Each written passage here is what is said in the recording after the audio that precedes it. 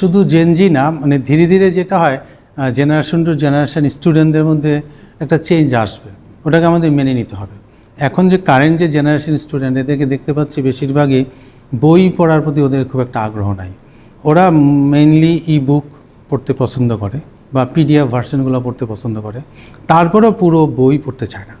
ওদের মধ্যে মেইন হলো যে টিচাররা যে লেকচার মেটেরিয়ালগুলো ক্লাসে পড়ান সেগুলোর উপরে তারা মেইনলি ডিপেন্ড করতে চায়। তো আমরা এখন যেটা করি, স্টুডেন্টদেরকে আমাদের ELMS আছে, তার মাধ্যমে ওদেরকে এই লেকচার মেটেরিয়ালগুলো দিই যে তারা ওগুলো পড়ুক।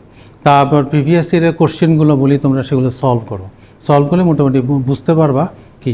এইভাবে ওদেরকে মোটামুটি একটু পড়াশোনার প্রতি আগ্রহ আনার চেষ্টা করি। আপনারা জানেন এই জেনারেশন ছেলেমেয়েরা যে ওই সোশ্যাল মিডিয়ার প্রতি বেশি ডিপেন্ডেন্ট, এবং তাদের নিজস্ব যদি গ্রুপ থাকে তাহলে সেই গ্রুপেও যদি তারা পড়াশোনা করে তাহলেও কিন্তু হতে পারে। থার্ড আরেকটা ইস্যু আমরা যেটা গত 2-3 সেমিস্টার থেকে চালু করেছি, সেটা হলো ওরা সাধারণত শিক্ষকদের কাছে যেতে শাই ফিল করে, ভয় পায় বা অনেক ক্ষেত্রে, যদিও সবার ক্ষেত্রে এটা প্রযোজ্য না, তারপরেও আমরা যেটা করছি ওরা সাধারণত দেখা যায় যে সিনিয়র ভাই বোন যারা আছে তাদের সাথে কোঅপারেট করে, তাদের সাথে কথা বলে কনসাল্ট করে পড়াশোনা করতে পছন্দ করে। সেই জন্য আমাদের এখানে আন্ডার গ্র্যাজুয়েট স্টুডেন্টদের জন্য আমরা দুটো করে এই টার্গেটটা আমরা করছি। আন্ডার গ্র্যাজুয়েট স্টুডেন্টদের আমরা বলি অ্যাসিস্ট্যান্ট নামে, ইউজি অ্যাসিস্ট্যান্ট বলি, মানে আন্ডার গ্র্যাজুয়েট অ্যাসিস্ট্যান্ট নামে আমরা একটা সিস্টেম চালু করেছি। সেখানে আন্ডার গ্র্যাজুয়েট স্টুডেন্টরা, ভালো স্টুডেন্ট যারা একটু সিনিয়র হয়ে গেছে, তারা অ্যাসিস্ট্যান্ট হিসেবে কাজ করে, অনেকটা টিউশনি করার মতো। ক্যাম্পাসে আমাদের রুম দেওয়া আছে, সেখানে সিট দেওয়া আছে, ওখানে ওরা বসে।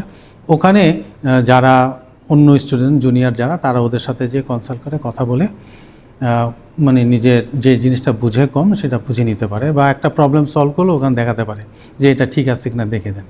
তো এতে হবে কি, ওই একটা ইন্টারাকশন হয়, তাতে দুটো লাভ, যে যারা একটু জুনিয়র আছে তারা শিখতে পারছে, আর যারা একটু সিনিয়র ভালো স্টুডেন্ট আছে তারা ক্যাম্পাসে বসেই একটা জবের মতো কাজ করতে পারছে, অন ক্যাম্পাস জব হচ্ছে। তো এইভাবে আমরা একটু চেষ্টা করছি ওদের মতো করে ওদেরকে মানে কিভাবে শিক্ষা দেওয়া যায়। সবসময় ঠিক আগের মতো করে ট্রেডিশনালি ঠিক ওদেরকে পারা যাবে না, এটাই আমরা চেষ্টা করতেছি।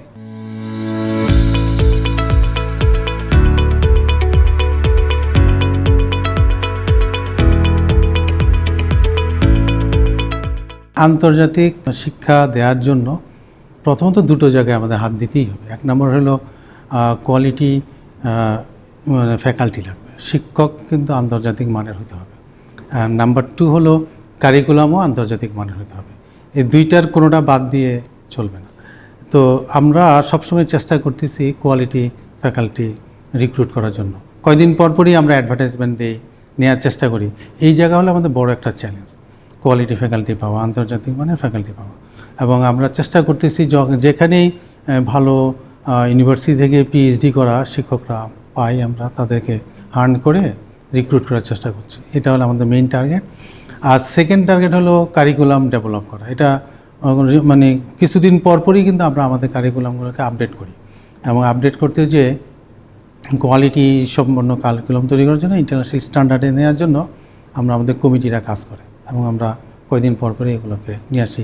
রিসেন্টলি আমাদের CSE ডিপার্টমেন্টের কারিকুলাম নিয়ে কাজ চলতেছে। আমরা ওখানে নতুনভাবে কতগুলো মেজর ইন্ট্রোডিউস করব।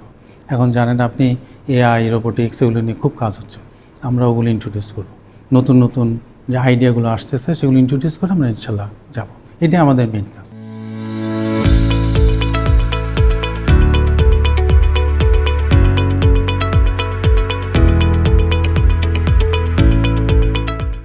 যেটা সবসময় চেষ্টা করছি যে আমাদের দেশের যে প্রবলেমগুলো সেগুলো সলভ করার জন্য ইন্ডাস্ট্রির সাথে আমরা বলছি যে শিক্ষকদেরকে আপনারা ওনাদের সাথে যোগাযোগ করেন, কথা বলেন, ওনারা কি প্রবলেম ফেস করে সেগুলো আমাদের এখানে নিয়ে আসেন, আপনারা সলভ করেন, স্টুডেন্টদের সাথে শেয়ার করে এগুলোকে প্রবলেমগুলো সলভ করেন, তাতে লোকাল প্রবলেমগুলো আমরা সলভ করতে পারবো।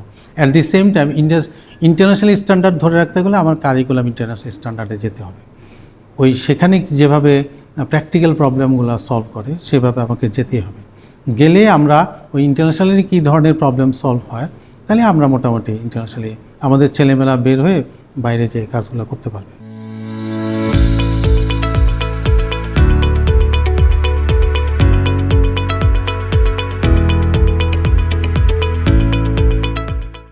আমাদের এখানে গত 5 বছর আগে থেকেই গবেষণার জন্য আমরা বেশ ফান্ড, বিশেষ করে আমাদের বোর্ড অফ ট্রাস্টিজ থেকে, ওনারা ইউনিভার্সিটি না, ইউনাইটেড গ্রুপ থেকে ওনারা আমাদেরকে 10 কোটি টাকার বলছেন যে কমিটমেন্ট করেছেন। অলরেডি আমার মতে সোফার আমরা 8 কোটি টাকা অলরেডি পেয়ে গেছি, আর অল্প কিছু টাকা বাকি আছে, ওনারা দিয়ে দিবেন।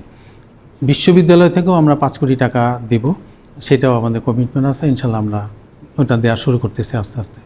সো এই যে টাকাটা, এটা দিয়ে বিভিন্ন ধরনের প্রজেক্ট, রিসার্চ প্রজেক্টগুলো আমরা নেই। বিভিন্ন ইউনিভার্সিটির সাথে MOU আছে আমাদের, তাদের শিক্ষকরা, আমাদের শিক্ষকরা মিলে বিভিন্ন ধরনের প্রজেক্ট করেন, এবং সেখান থেকে যে মানে এই প্রজেক্ট চালানোর জন্য যে খরচ, পুরোটাই বিশ্ববিদ্যালয় বহন করে। This is number 1। নাম্বার 2 হলো, আপনারা জানেন যে ভালো ভালো জার্নালে পাবলিশ করতে গেলে বেশ ভালো পরিমাণে টাকা দিতে হয়, কোথাও $2,000-3,000 পর্যন্ত দিতে হয়। তো বিশ্ববিদ্যালয় থেকে আমরা মোটামুটি মানে এই যে টাকাটা দিতে হয়, আমরা প্রায় 2.5 লাখ টাকা করে পার পেপার আমরা দিচ্ছি, এবং কোনো আপার লিমিট নাই। একজন শিক্ষক যদি বছরে ধরেন 10টা পেপারও পাবলিশ করেন, পুরো খরচটা আমরা দিই। আমার জানা মতে একজন শিক্ষক গত বছর 75 লাখ টাকার মতো আমাদের এখান থেকে নিয়েছেন। উনি টপ 2% সায়েন্টিস্টদের একজন আমাদের এখানে, প্রচুর টাকা, কিন্তু তাতে কিন্তু ইউনিভার্সিটি কার্পণ্য করেনি, আমরা দিচ্ছি। তো আরেকটা হলো যে ওই যে বললাম আমাদের RA আছে, TA আছে, তাদের জন্য আমরা কিন্তু ফান্ডের ব্যবস্থা করি, টাকা দিচ্ছি। তারপরে শিক্ষকরা স্কোপাস ইন্ডেক্স জার্নালে যদি পাবলিশ করেন, তাহলে ওনাদেরকে প্রতি পাবলিকেশনের জন্য আমরা একটা ভালো অ্যামাউন্টের ইনসেন্টিভ দিই, যে সেটাও ওনাদেরকে দেওয়া হয়। তাহলে কী হলো, পাবলিশ করার জন্য খরচ দিচ্ছি, পাবলিশ করার পরে একটা ইনসেন্টিভ দিচ্ছি। তারপর স্টুডেন্টদের জন্য ব্যবস্থা করা হলো যে ওরা যদি লোকাল যে কনফারেন্সগুলো আছে সেখানে যদি যায়, তাদের রেজিস্ট্রেশন ফিটা দেওয়ার ব্যবস্থা করছি। রিসেন্টলি আমরা একটা আলাপ করতেছি, ইন্টারন্যাশনাল কোনো ভালো কনফারেন্সে যদি স্টুডেন্টরা যায়, তাহলে তাদেরকে পার্টিসিপেট তার পেপার যদি থাকে সেখানে, তাহলে তাকে কনফারেন্সে অ্যাটেন্ড করার জন্য বা প্রেজেন্ট করার জন্য আমরা রেজিস্ট্রেশন ফি বলেন বা অন্যান্য খরচগুলো দেওয়ার চেষ্টা করব। ওটা আমরা অন প্রসেস আছে। শিক্ষকদের জন্য আমরা দিই, কোথাও কনফারেন্সে যেতে চাইলে ওনাদের মানে সেখানে পার্টিসিপেট করার খরচ আমরা দিই। তো এভাবে আমরা বিভিন্ন ধরনের প্রণোদনা টাইপের দিচ্ছি। ফলে গত 5 বছরে আমাদের পাবলিকেশনের কোয়ালিটি এবং কোয়ান্টিটি দুইটাই কিন্তু বেড়েছে।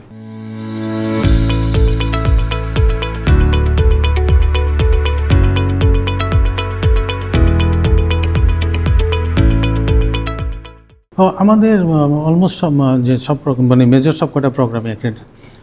ACBSP অ্যাক্রেডিটেড হলো আমাদের বিজনেস স্কুল, 10 বছরের জন্য বিজনেস স্কুল আমাদের অ্যাক্রেডিটেড। আর ইঞ্জিনিয়ারিং স্কুলে আমাদের CSE ডিপার্টমেন্ট এবং EEE ডিপার্টমেন্ট দুইটাই আমাদের IBA থেকে যে অ্যাক্রেডিটেশন যেটা আছে সেই দুইটাই আছে। আর সিভিল তো নতুন হলো, সিভিল ডিপার্টমেন্ট, সেটার স্টুডেন্ট বেরোচ্ছে মাত্র, তো আমরা সেটার জন্য অ্যাপ্লাই করি। স্টুডেন্ট না বেরোলে আমরা অ্যাপ্লাই করতে পারি না। সেটা আমরা আশা করি 26-এর শুরুর দিকে আমরা অ্যাপ্লাই করব অ্যাক্রেডিটেশনের জন্য। ইনশাল্লাহ আশা করি হয়ে যাবে, আমরা সেটা কাজ করতেছি।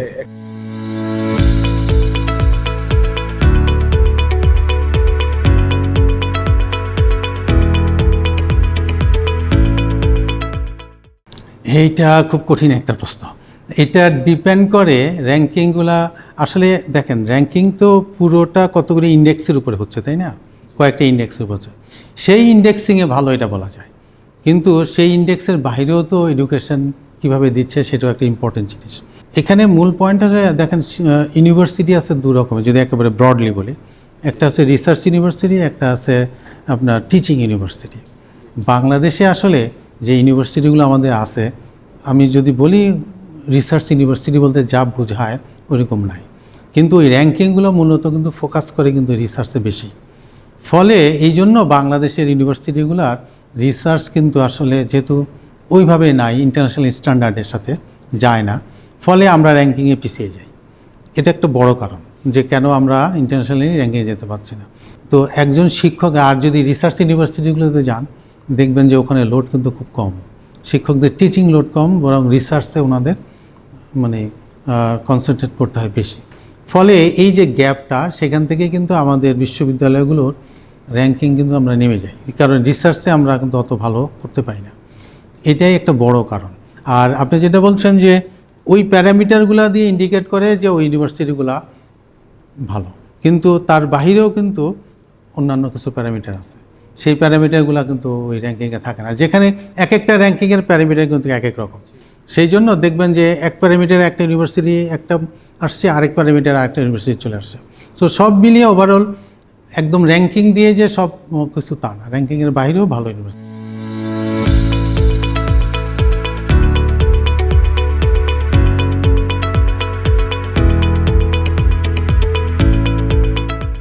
না, র্যাঙ্কিংয়ের মধ্যে যেগুলো আছে তার মধ্যে আমাদের এখানে আমরা এখন কারেন্টলি রিসার্চের দিকে বেশি ফোকাস দিচ্ছি।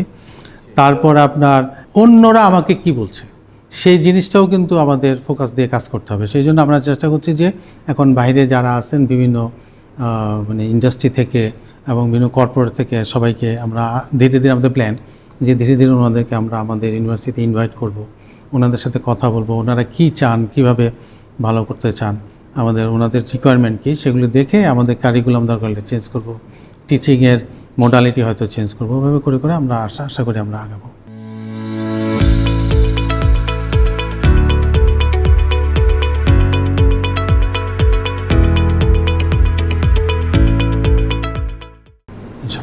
বাংলাদেশের আপনি তো বললেন যে কারিকুলাম ইন্টারন্যাশনাল স্ট্যান্ডার্ডে করার জন্য আপডেট করছে, কিন্তু রিসেন্ট আমরা বিভিন্ন ইউনিভার্সিটিতে যেমন অস্ট্রিয়ার কথা যদি বলি, অস্ট্রিয়াতে বাংলাদেশ থেকে যারা পড়তে যাচ্ছে বিশেষ কয়েকটা ইউনিভার্সিটিতে তারা রিজেক্ট করে দিচ্ছে যে এই যে কারিকুলাম এটা ওদের স্ট্যান্ডার্ডের সাথে যায় না, যে কারণে ওখানে অ্যাডমিশন নেবে না। এরকম আরও বেশ কিছু দেশ আছে, সিঙ্গাপুরে বাংলাদেশের কারিকুলামের সাথে ওদের ওই স্ট্যান্ডার্ডের সাথে আসলে যায়। তো এই সমস্যা কোথায় আসলে? আপনাদের সাথে যখন কথা বলি বা আপনি পার্সোনালি না, মানে এই শিক্ষা বিষয়ে যারা বিশেষজ্ঞ তাদের সাথে সবাই বলছে যে ইন্টারন্যাশনাল স্ট্যান্ডার্ডে করার জন্য কাজ করছে বা কারিকুলাম ইন্টারন্যাশনাল স্ট্যান্ডার্ড, কিন্তু যখন বহির্বিশ্বের অন্যান্য দেশে সব স্টুডেন্টরা আবেদন করে ইউনিভার্সিটিতে ক্রেডিট ট্রান্সফার হোক বা অন্যান্য স্নাতক বা মাস্টার্স কোর্সের জন্য, অনেক জায়গা থেকে আসলে রিজেকশন হচ্ছে তোমাদের যে কারিকুলাম সেটা আমাদের সাথে ম্যাচ করে।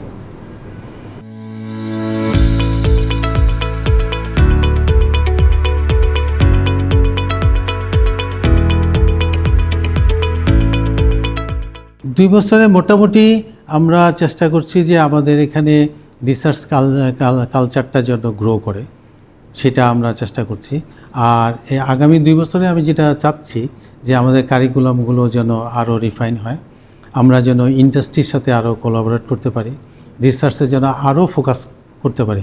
আসলে বাংলাদেশে যেটা বলেন আপনিও দেখেন, আমাদের সব মিলে সামাজিক এবং অর্থনৈতিক অবস্থান এবং পলিটিক্যাল অবস্থান সব মিলে আমরা কিন্তু খুব স্টেবল না, খুব স্টেবল না। আমাদের এখানে সবাই যদি দেখি মানে বাইরে চলে যেতে চায় এরকম মানুষের সংখ্যা বা স্টুডেন্টের সংখ্যা কিন্তু বেশি। কেন সেটা আমরা বুঝি, আমাদের সামাজিক অবস্থান সব পলিটিক্যাল অবস্থান সব মিলিয়ে আমরা এই অবস্থা। কাজেই সেখানে আমাদের যে গ্রোথ সেটাও কিন্তু স্লো, খুব যে ফাস্ট আমরা যাই তা না। সো আমি চাইবো যে আগামী 2 বছরে যতদূর সম্ভব এই জায়গাগুলোতে আমরা আরও বেশি কন্ট্রিবিউট করব, যেন আমরা ভালো রিসার্চার হতে পারি, ইন্ডাস্ট্রির সাথে আমাদের ভালো কোলাবোরেশন হয়। আমরা যেটা আপনি বললেন যে ইন্টারন্যাশনাল স্ট্যান্ডার্ডের দিকে আরও যাওয়া দরকার, এর কিন্তু শেষ নাই, কারণ কোয়ালিটির কিন্তু আসলে মানে এক্সট্রিম পজিশন বলতে নেই, আমার কিন্তু প্রতিনিয়ত এটাতে কাজ করতে হবে। তো সেদিকে আমরা ফোকাস করার চেষ্টা করতেছি যেন আমরা সামনে আরও ভালো করতে পারি।